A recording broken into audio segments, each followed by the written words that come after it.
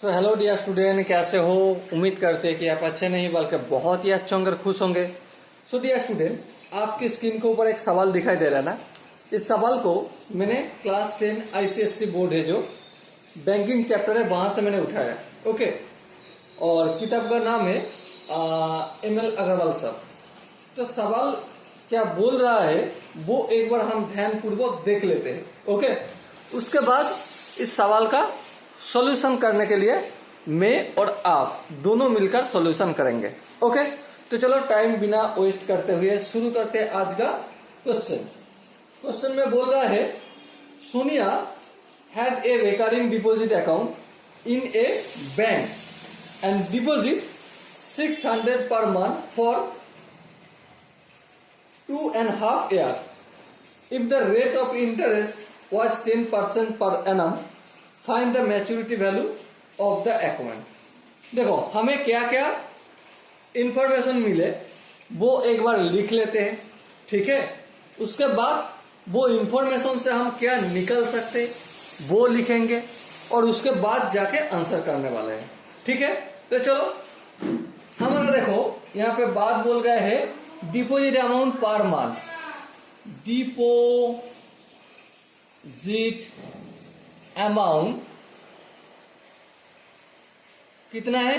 Deposit amount equal to 600 rupees per month, ठीक है। हर महीने 600 रुपीज डिपॉजिट करने वाले हैं। रेट ऑफ इंटरेस्ट कितना पता है? हाँ बिल्कुल पता है। Rate of interest INTEREST interest equal to कितना है? 10% per annum, 10% per annum. Okay, और क्या है? Time period, time period PERIOD, time period कितना है? 2.5 year। 2.5 year इसे हम मंथ में कैलकुलेट करें तो कितना होगा? 2 साल मतलब 24 मंथ और आधा साल मतलब 6 मंथ, तो मतलब 30 मंथ। ओके, इस इंफॉर्मेशन से हम क्या निकल सकते हैं? हम निकल सकते हैं इंटरेस्ट, और I इक्वल टू क्या है? PR और N+1 upon 12 into N/2 into 1/100। अब सवाल आता है कि ये फॉर्मूला कहां से आया?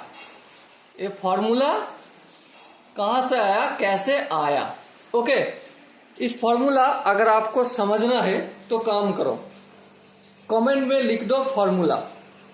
रिकरिंग अकाउंट में कैसे इंटरेस्ट निकालना है उसका एक फॉर्मूला है। इस फॉर्मूला कैसे हमने निकाला या फिर कहां से मिल गया, तो इसको समझने के लिए कमेंट में बता दो भाई फॉर्मूला।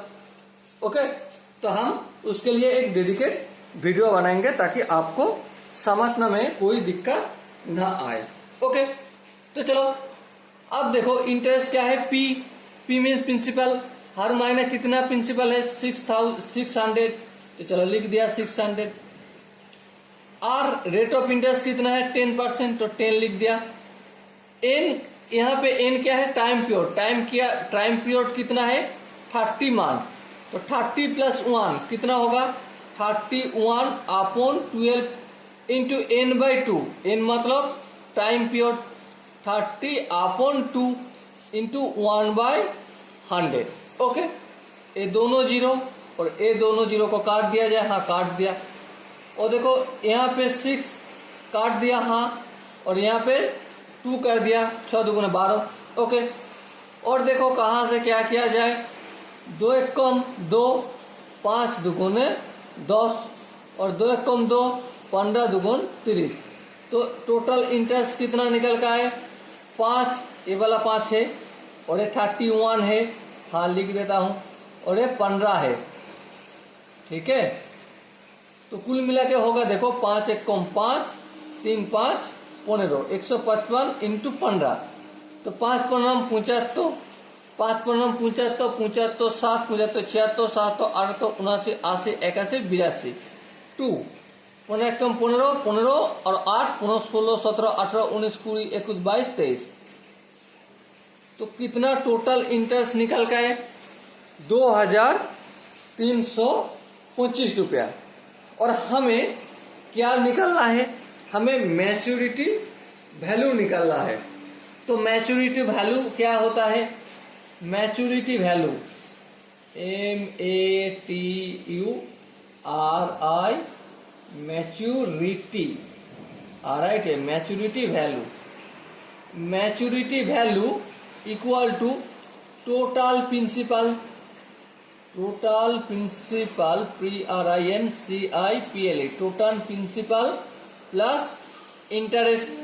तो टोटल प्रिंसिपल कितना है? देखो एक महीना में 600 रुपया जमा किया, तो कुल मिला के 30 महीना जमा किया, तो इसको 30 से मल्टीपल कर दे तो कितना हो जाएगा? टोटल प्रिंसिपल निकल कर आ जाएगा। प्लस इंटरेस्ट कितना है?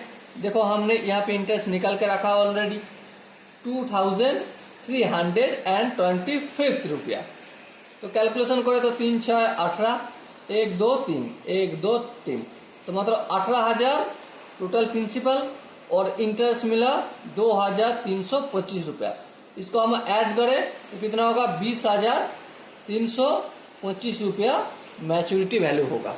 Okay, so dear student, I hope इस क्वेश्चन का जो सॉल्यूशन है आपको समझ में आ गए होंगे। कहीं से भी दिक्कत आए तो कमेंट में बताना। ओके, तो मिलते हैं अगला वीडियो में, तब तक के लिए बेस्ट ऑफ लक। जय हिंद।